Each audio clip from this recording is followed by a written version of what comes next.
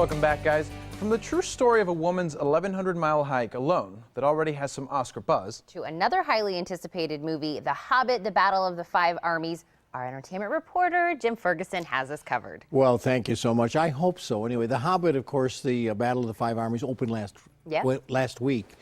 It's doing great, of course. We expected that, you know. And we have Andy Serkis, who worked in that film. He's what a talented guy on Nick's. But first of all, tomorrow opening is The Wild. And if you guys remember last Friday, I had Reese Witherspoon and Laura Dern, who were the two stars of the movie. But today, we have the author and Cheryl Strayed, best-selling on the New York Times best-selling sellers list. She's just a wonderful lady. She also wrote a novel, very successful, called Torch. And I really enjoyed talking to her. She doesn't look a lot like Reese, but the personalities are very much the same. And as you said, Tina, she's actually the lady that did the journey itself. The real deal. It's the real deal, and what a wonderful lady. And we have my interview with Cheryl Strayed, from the author of The Wild, right now. Cheryl, of all the things that you learned on that journey, a sentence or two, most important lesson in your life? I think the most important truth that came to me on my hike had to do with acceptance, accepting that what was true was true. When my mom died, I was so sad about it and so mad about it that I wanted to just rage against it, to say, I will not accept this, and I'm going to punish the world by not having a good life. And finally, when I surrendered to the fact that it was true that I was just going to have to live with this sorrow for the rest of my life, and also that I could, it seemed so simple. And it was so hard to accept that. It was such a radical act. she seems really grounded. Really, really, really is. I enjoyed that interview very much. You'll like this interview. I know you both will. Andy Serkis, the voice of Gollum in the Hobbit series.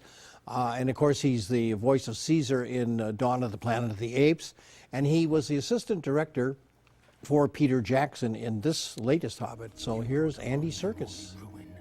Andy, it's always so good to see you again. Great to see you. You know, you've played such a major role in the history of this whole Hobbit series.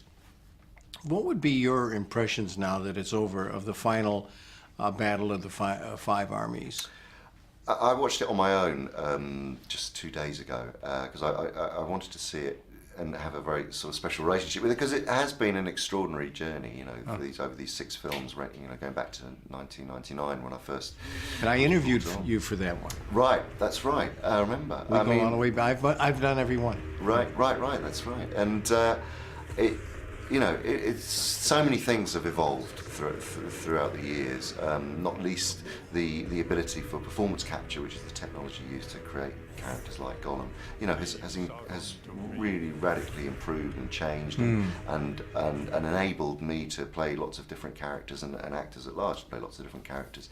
But then to have this huge epic journey with amazing filmmakers like Peter Jackson and Fran Walsh and Philippa Boyens, who are just the most incredible human beings beyond filmmakers. And to have experienced that down in New Zealand, it's going to be very sad to say goodbye, really. It is, it really is. In fact, there's a song, The Last Goodbye, by Billy Boyd, I believe. How fitting. Beautiful song as well. I mean, it's absolutely stunning. And I just saw Billy this morning, and we were talking about it and how he, you know, how he even came to put it together. And he sat with Fran in a room, and they sort of for a week, and they worked it out. But it is really touching, and it really is sort of quintessential of the you know, of the love and the energy that was created by that cast and that group of filmmakers and over the last however many years. So talented. Well, I just want to mention the lines are long to get in to see The Hobbit. It's going crazy at the box office. Andy Serkis, I want to say this, and he Peter Jackson let him take over the directing of the scene with the dragon that attacks the town, and he just does a great job. He's so talented. He does stage work, voice work. You see him all over the place. Andy Serkis. I got to tell you this: Wild opens tomorrow. Yes. It's billed as a chick flick, and I hate that term.